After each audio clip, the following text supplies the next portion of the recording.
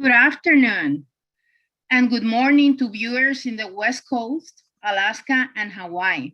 Welcome to our webinar, What No One is Saying, the Impact of Diabetes on Hearing and Balance. My name is Betsy Rodriguez, and I am a Senior Public Health Advisor in the Division of Diabetes Translation of the Center for Disease Control and Prevention. At this time, I am pleased to introduce our moderator for today's webinar. Kathy Dowd is the Executive Director of the Audiology Project, working to raise awareness of the links between diabetes, hearing loss, and vestibular and risk of falls.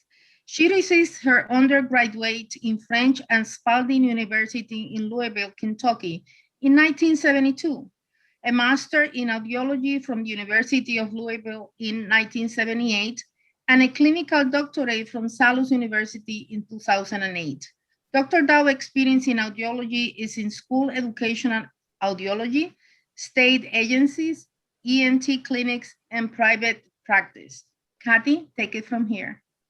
I'm so pleased to present our expert panel.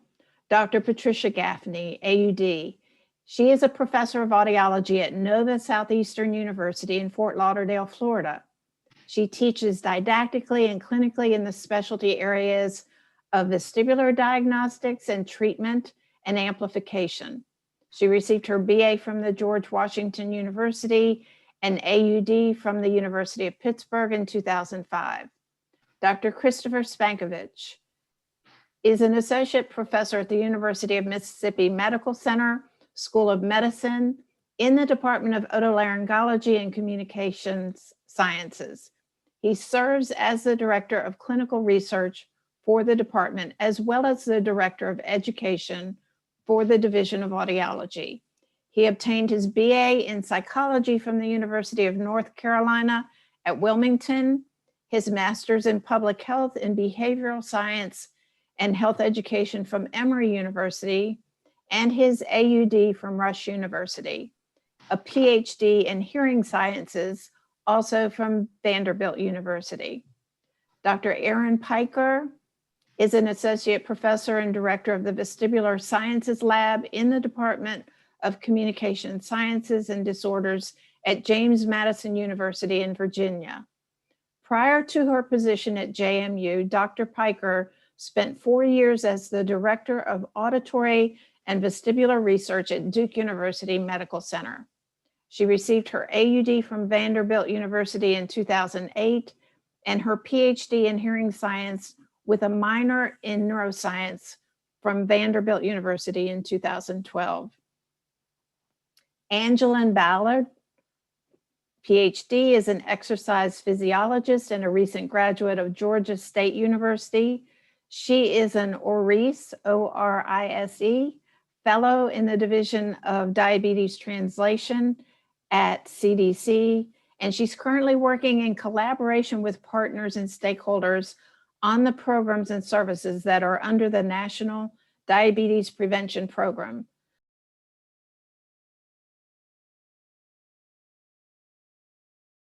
So let's look at some basic epidemiologic data. There are approximately 122 million adults in the United States that have diabetes or prediabetes, according to the 2020 National Diabetes Statistics Report. Additionally, there are 37.5 million adults that have some degree of hearing loss. So there is an overlap of these two groups, but are they intertwined or are they just coexisting issues? Horikawa et al. In 2013 performed a meta-analysis of studies of diabetes and hearing loss. They used 13 studies which had a pooled participant number of 20,194. They concluded that there is a higher prevalence of hearing impairment in patients with diabetes compared to patients without diabetes, regardless of age. The figure shown here is a forest plot of odds ratios of hearing impairment for participants with diabetes compared to those who do not. There was a consistent positive association between diabetes and hearing impairment. In this graphic here, the size of the squares represents the statistical weight of each study. The pooled odds ratio is indicated by the unshaded diamond at the bottom, which shows an odds ratio of 2.08. This suggests that hearing impairment is more prevalent in those with diabetes than adults without diabetes.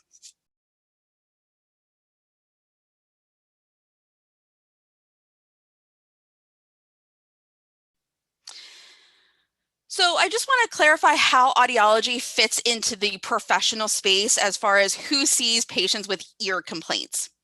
So first off, otolaryngologists. Otolaryngologists, or ENTs, are physicians that see patients to treat medical conditions through medication or surgery, such as ear infections, tumors, or other diseases. Audiologists, as we discussed before, are non-physicians with master's or doctoral level degrees to evaluate hearing, tinnitus, and vestibular dysfunction. And hearing aid dispensers or hearing instrument specialists are generally individuals who can test hearing and fit hearing aid devices. In some states, they are allowed to evaluate tinnitus, but they cannot evaluate vestibular function and they cannot evaluate children. The minimum level of education is a high school diploma.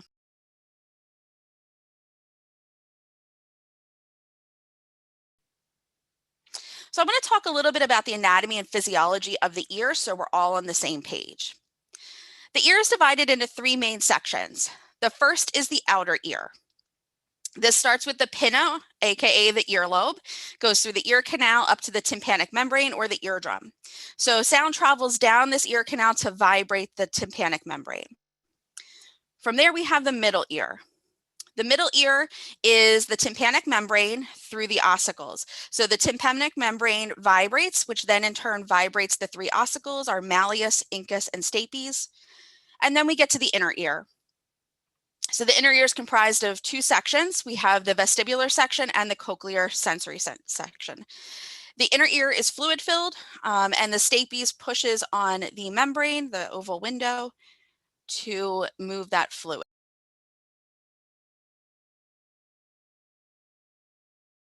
There are three types of hearing loss. First is conductive hearing loss. This is hearing loss caused by an abnormality of the outer or middle ear. This can be something as simple as earwax or more significant like a middle ear infection or otosclerosis. Typically, conductive hearing losses can be treated through medication or surgery. Next is sensory neural hearing loss, which is a hearing loss caused by damage to the cochlea and or the auditory nerve. This hearing loss is generally permanent and therefore it is treated with hearing aids and or a cochlear implant if the hearing loss is severe enough. Mixed hearing loss is a combination of a conductive component and a sensory neural hearing loss. In many cases, the conductive component can be treated through medication or surgery, but there's still an underlying sensory loss. With diabetes, what we are mostly talking about is sensory neural hearing loss. Therefore, the damage to the auditory nerve in the cochlea is going to be permanent and generally progressive over time.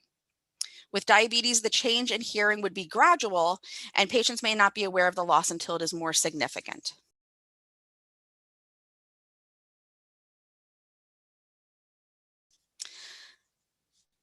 So let's switch gears and talk a little bit about the anatomy physiology of the vestibular system.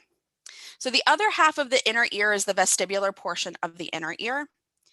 This is the end organ that senses where we are in space. There are three semicircular canals. We have the anterior, often called the superior. We have the horizontal, also called the lateral, and the posterior, also called the inferior.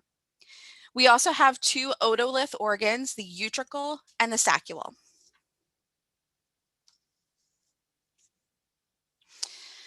Our three semicircular canals detect rotation and angular movement based on the fluid moving in the canals deflecting the cupula and the underlying hair cells. You see that in the left picture. The cupula is centered over the hair cells at the bottom, and as the fluid moves, the hair cells bend, creating a response. In the right picture, it depicts the otolith organs, the utricle and the saccule. Both of these detect gravity, linear acceleration, tilt, and centrifugation. The otolith has a membrane with calcium carbonate crystals called otoconia sitting on top. As the weight of the crystals shift, it stimulates the hair cells underneath, causing a response. Abnormalities of either one of these can cause dizziness, vertigo, unsteadiness, imbalance, or tilt. Benign paroxysmal positional vertigo is one common cause of positional vertigo caused by the otoconia coming out of the utricle and going into one of the semicircular canals. So how does all of this relate to falls?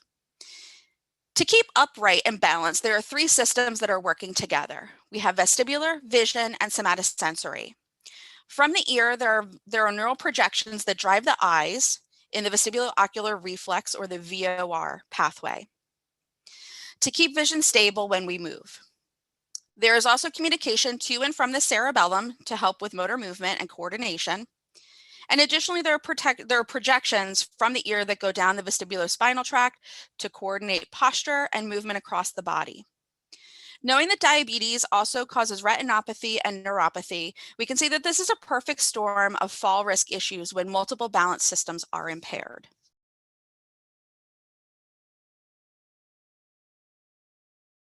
Currently, we cannot modify our genetics yet. However, we can modify our risks for hearing loss related to noise exposure and medications that can cause damage to the inner ear that we call ototoxic medication. Though there is some level of hearing loss that we can expect with age, particularly in the higher frequency range above the levels that are critical for speech understanding. So humans can hear from about 20 to 20,000 hertz. Frequency ranges above 8,000 hertz don't have a lot of critical elements to hearing loss or critical elements to speech understanding, but indeed that's where we can see the earliest effects of age. The area important for speech, though, damage there is not necessarily inevitable.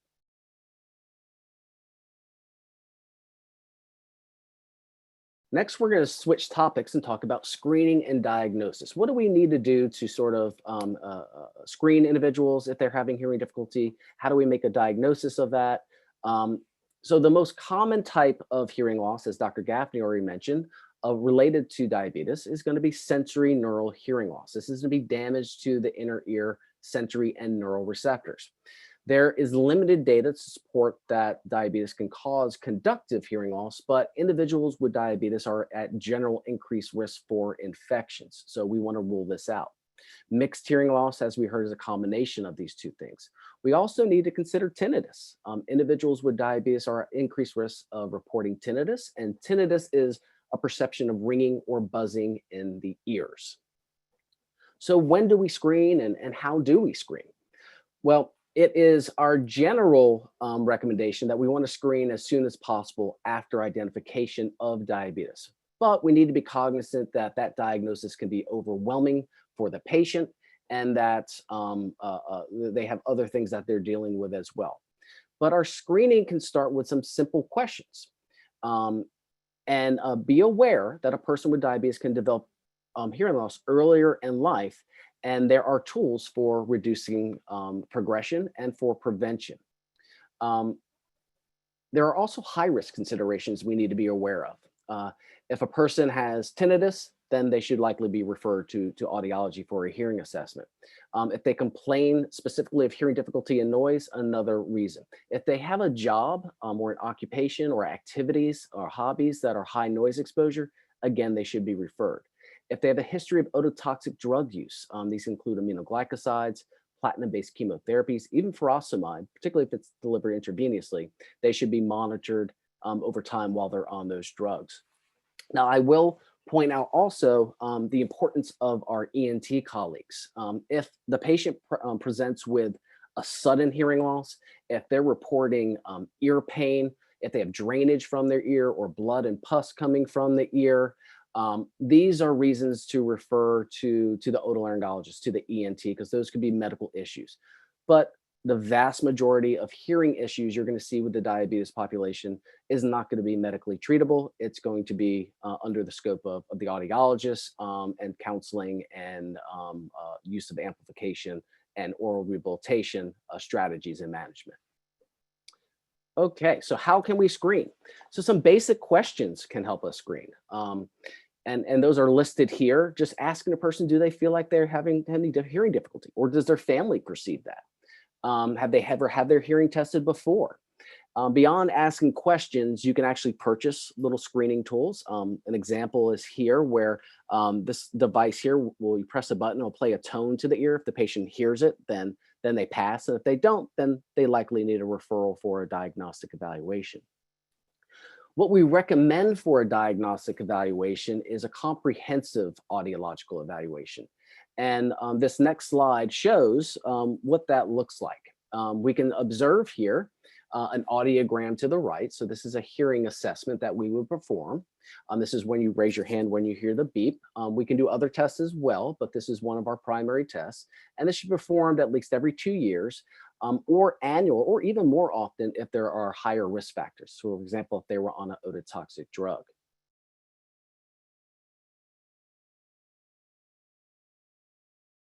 We're going to move into the topic of prevention and treatment of hearing loss. So when we think of prevention and treatment, we think of primary, secondary, and tertiary. Primary is going to refer to that we're going to prevent any hearing loss from occurring at all. Secondary is that we're going to get some early evidence of that and then try to prevent further progression. And tertiary is that they have hearing loss and we're going to try to intervene for the issues that they're having, the hearing difficulties that they're having. So we want to start with patient counseling. Persons with diabetes have greater susceptibility to acquired hearing loss. So this can be utilization of hearing protection devices when around loud sound, turning down the volume on the iPhone or whatever loud music they may listen to in the car. Recognize that if they're on an ototoxic medication, they do need to have careful monitoring. And letting the patient understand and know that they could have earlier onset of hearing loss. And one way to recognize this is decreased understanding of speech, particularly in noisy backgrounds. Second, the evaluation and establishing a baseline hearing test is critical for us to monitor hearing and monitor changes over time, as well as to implement further counseling. And this further counseling can include topics that diabetes educators work with their patients all the time. And this can be talking about physical activity, talking about nutrition.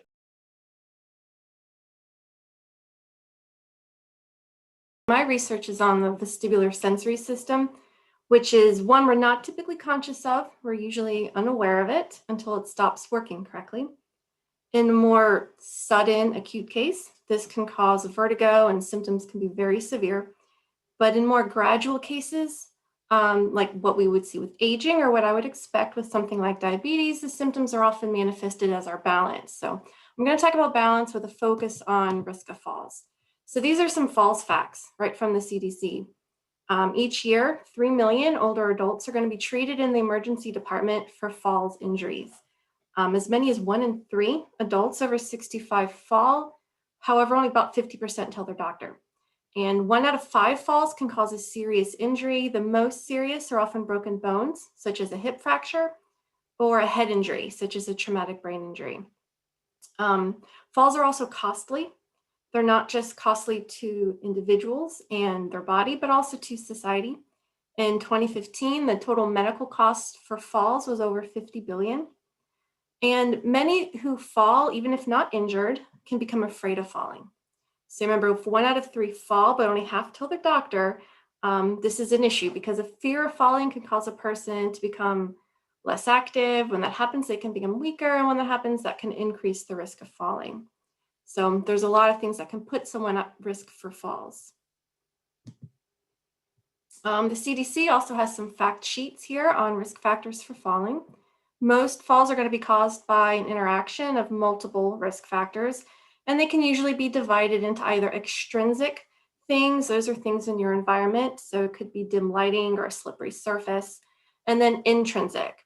And in the population I work with, my patients are often advanced age. They've either previously fallen or they have a fear of falling, and many have chronic conditions, but all of them are seeing me because of a gait or balance problem. The more risk factors a person has, whether extrinsic or intrinsic, the greater their chance of falling. So it's important to reduce risk factors because that will lower the chances of falling. And to do that, we need to be aware of the risks. So on the next slide, I'm just sort of focusing here that one of the major factors that contributes to gait and balance problems is going to be a vestibular disorder. And Dr. Gaffney touched on this. Fortunately, vestibular disorders and or poor balance are one of the risk factors for which an effective intervention exists.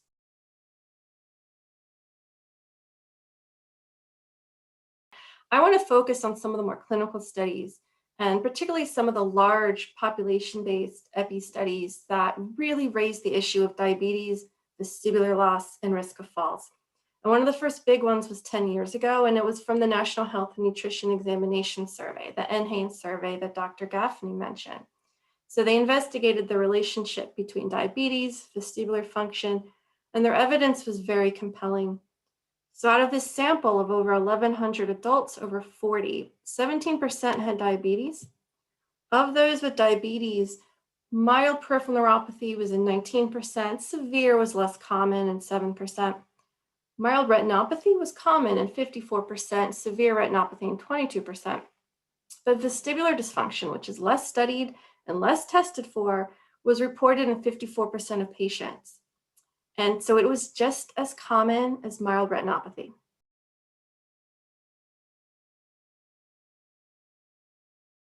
Quick brief summary of what we know so far about diabetes and vestibular pathology and risk of falls. Patients with diabetes are 70% more likely to have a vestibular impairment. The exact nature of that impairment still remains elusive. The clinical lab studies haven't caught up yet. But data from NHANES and others suggests that vestibular loss independently increases the odds of falling in patients with diabetes more than twofold. And this is after adjusting for peripheral neuropathy and vision issues. Patients with diabetes are also more likely to develop BPPV, and we have pretty strong, consistent evidence for this. An interesting finding in the BPPV literature is that diabetes doesn't just cause more BPPV to occur, but it also causes more frequent recurrence of this type of vertigo. However, if blood sugar is controlled, this risk decreases. So the association is reversible.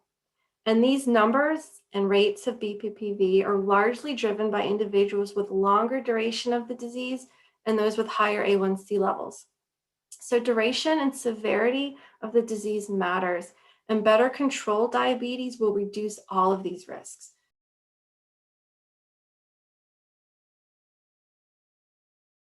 So screening strategies.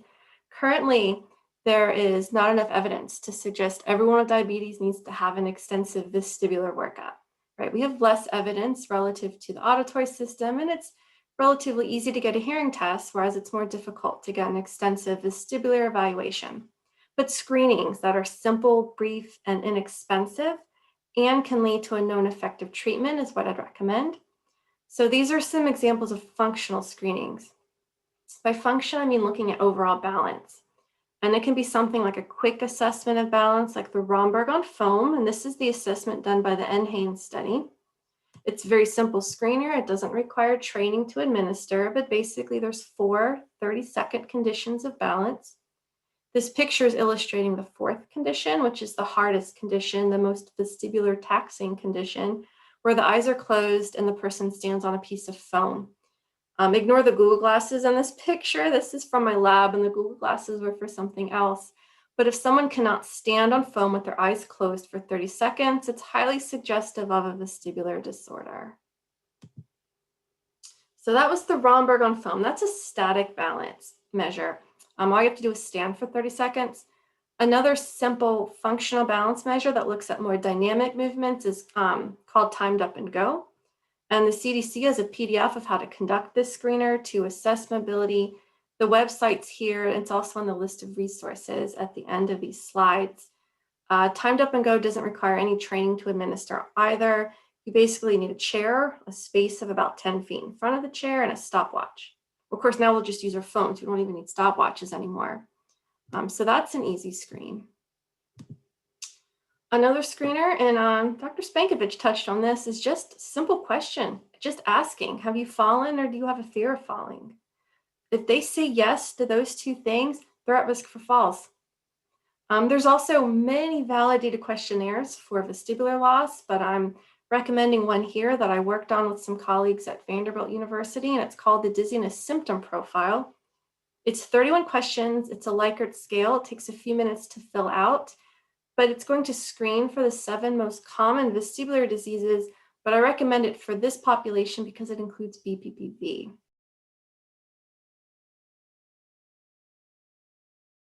So vestibular therapy is a type of physical therapy used to adapt or strengthen other senses in order to treat balance-related disorders. Some of the common problems that result from vestibular therapy are dizziness, imbalance, vertigo, and visual disturbance. As we've learned today, damage to the inner ear is the cause of these symptoms. In order to alleviate the symptoms, the brain has to learn to use other senses, such as vision or balance from the lower limbs, in order to compensate. Prescription and administration of vestibular therapy should be facilitated by an occupational or physical therapist. They are trained to adequately identify problems related to an individual's vestibular disorder. A therapist exam will confirm where the symptoms of dizziness or imbalance, for example, are coming from, and they can prescribe exercises that directly target the identified symptoms. Here are some prescribed exercise methods that therapists use. Now, please be aware that the following information is being shared for educational purposes only and should not be used to diagnose symptoms or prescribe exercises. Again, diagnosis and prescription should be completed by a trained therapist. Depending on the vestibular-related problems, 3 principal methods of exercise are generally used, that being habituation, gaze stabilization, and/or balance training. The images that you see here are basic examples of the exercise categories. Several types of exercises exist for each category, with some being more advanced than others. However, a trained therapist can prescribe the best exercises for an individual based on the severity of their symptoms and what someone can tolerate, because again, safety is priority. Habituation is used to reduce dizziness through repeated exposure to visual stimulation. So of course, if someone comes to a therapist and describes that they have symptoms of dizziness, then more than likely they would use habituation exercises to treat that symptom.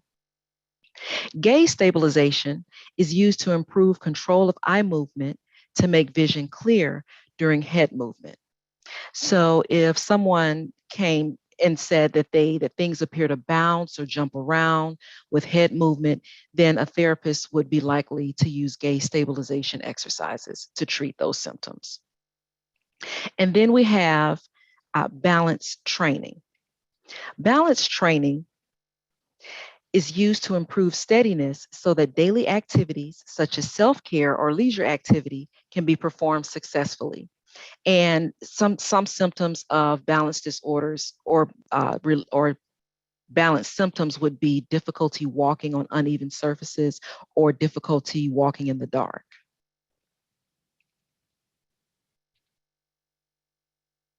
So aside from the general prescribed exercise methods that we just looked at, I want to talk a little bit about Tai Chi. Tai Chi is an exercise that is generally used for a variety of health benefits, including balance. Tai Chi is also recommended by trained therapists. It primarily aids in increasing balance because it increases sensory that comes from the feet and lower limbs. However, if someone's imbalance is caused by dizziness or unstable vision, Tai Chi may not completely alleviate these symptoms because it doesn't target visual stimulation or control of eye movement. Again, it primarily increases sensory that comes from the feet or lower limbs. However, it is best to consult with a therapist or medical professional before starting any exercise regimen. And of course, if insurance or cost are a concern, sometimes therapists provide free or community service. So this may be an option for individuals who may not be able to afford therapeutic services.